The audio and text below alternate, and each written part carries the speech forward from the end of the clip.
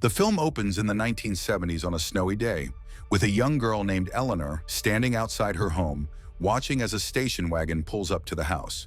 She holds a Polaroid camera, snapping a picture. As she lowers the camera, she hears a soft voice from behind her. Turning, she sees a tall, unsettling man stepping out of the shadows. He is dressed oddly, speaking in a strange, almost sing-song voice. This is Longlegs. He congratulates her on her upcoming birthday and makes a cryptic comment. "I'm wearing my long legs today," and the tension builds as he crouches down, his face still obscured. The screen cuts abruptly to black. The timeline shifts forward to the 1990s, where FBI agent Lee Harker, she is attending a briefing on an ongoing case involving a serial killer who has been terrorizing families for decades. The murders all follow the same pattern. The father of the family receives a handwritten letter before inexplicably killing his entire family and then taking his own life. The only connection between the cases is a single signature left on each letter. Harker is assigned to assist in the investigation alongside her partner, Agent Fisk, Dakota Dalby. As they conduct door-to-door searches in a quiet suburban neighborhood, Harker feels an eerie pull towards a specific house. Despite Fisk's skepticism, he agrees to check it out. When they enter, the atmosphere is heavy with unease. The house is unnaturally still. As they explore the house, the silence is shattered by the sound of sudden, violent gunshots. Fisk is shot by an unseen assailant, leaving Harker alone in the eerie home. She moves cautiously, heart pounding, as she comes across a man sitting calmly in the living room, hands raised in surrender. His face is hidden in the shadows, and Harker immediately knows something is terribly wrong. This is the man they have been searching for, but he doesn't look afraid. He looks pleased. Lee later meets with her superior, Agent Carter, who is impressed by her sharp intuition, suspecting she may possess some form of psychic ability. He assigns her to a long-running murder investigation involving multiple families. In each case, the fathers killed their families before taking their own lives. The crime scenes all contain cryptic letters marked with satanic symbols and coded messages, each signed Longlegs. One evening, Carter invites Lee to his home, where she meets his wife, Anna, and daughter, Ruby, Ava Kelders. During their conversation, Ruby asks Lee about her past ambitions, and Lee reveals she once dreamed of becoming an actress before joining the FBI. Ruby also extends an invitation to her upcoming birthday party. At home, Lee continues her investigation while living in an isolated cabin. She has a strained relationship with her mother, Ruth, Alicia Witt, whom she tries to contact. One night, loud pounding echoes from her door. When she peers out the window, she spots a shadowy figure standing in the woods. Stepping outside to confront them, she realizes too late that the figure has slipped inside her home. By the time she re-enters, the intruder is gone, leaving only a single envelope addressed to her with instructions not to open it until January 14th. Part 2.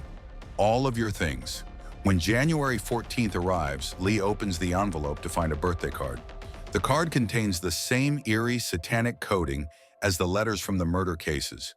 Within it, a cryptic message references a passage from the Book of Revelation, "I stood upon the sand of the sea." It also includes a disturbing, explicit threat. Carter calls Lee in to examine another crime scene linked to Longlegs. Once again, the father is the perpetrator. As they investigate, Lee and Carter come across the decomposing remains of one of the man's daughters. Back at the station, Lee presents her findings to Carter. She has discovered a chilling pattern. Each murder occurred within 6 days of the daughter's birthday, always on the 14th of a given month. When plotted on a calendar, the murder dates form a triangle, but one key date is still missing, hinting at another impending crime, when Longlegs will strike again. Lee doesn't mention that she received the letter from Longlegs, but suggests to Carter that Longlegs has someone or multiple people aiding him in the murders. Somewhere around the area, Longlegs, revealed to have stringy hair, a bloated face, and chalk-white skin, goes to a store for supplies. He tries to pull some weird stuff on the teenage clerk, but she just recognizes him as a local creepy guy. Longlegs returns to his home,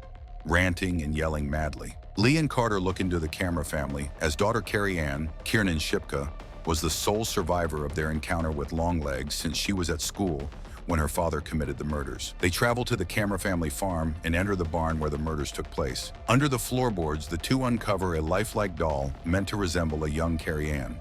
Inside the doll is a mysterious metal ball serving as the brain of the doll. When Lee and Carter speak to the examiner that opened the doll, he puts a mic to the ball, which makes a static noise and causes Lee to see horrifying images. The examiner also claims that he believes he heard the doll speaking his ex-wife's name. Lee visits Carrie Ann at the psych ward, where she has been staying since the murders.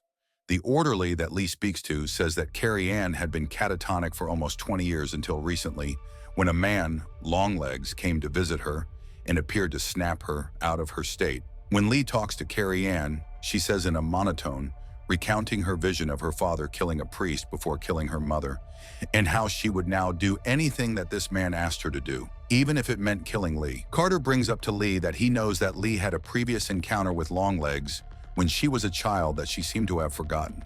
Lee goes to visit Ruth, who seems to be a religious fanatic that is always encouraging Lee to pray, even though she says she never does. Ruth tells Lee that she is lucky to have grown and gotten older because of what she did for her. Lee finds pictures of a mysterious man among Ruth's belongings. It is a picture snapped by a young Lee. She is the girl in the opening scene, right when Longlegs came to see her and Ruth. Lee brings this information back to Carter.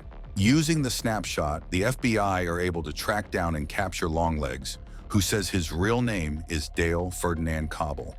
In a brief interrogation video, Longlegs addresses Lee and creepily sings her "Happy Birthday." Lee goes into the interrogation room to personally speak to Longlegs and determine who his accomplices may be. He goes on about how he serves the man downstairs, Satan, and how Lee should ask her mother about anybody he may have been working with. Longlegs wishes Lee a happy birthday before violently smashing his face on the table, leaving him a gruesomely bloody and noseless mess before he dies. Carter admonishes Lee for not having Longlegs under control, because now they will never know who his accomplice is. He also informs Lee that Carrie Ann could not be it, since she is said to have jumped off the roof of the psych ward. Lee goes to Ruth's home with Agent Browning. Lee enters the house and doesn't find her mother, but Ruth emerges from behind Browning and blows her head off with a shotgun. Lee runs outside to confront her mother, who aims her gun at a doll resembling a young Lee. Ruth tells Lee that she is free from his control, and when she shoots the doll, a puff of black smoke emerges from the same metal ball found in the other doll. Lee then loses consciousness. Part 3. Ruth's voice can be heard telling Lee a story. Starting from the day that Longlegs first visited, Ruth pleaded with him to spare her and Lee when he came back that night to commit the murders.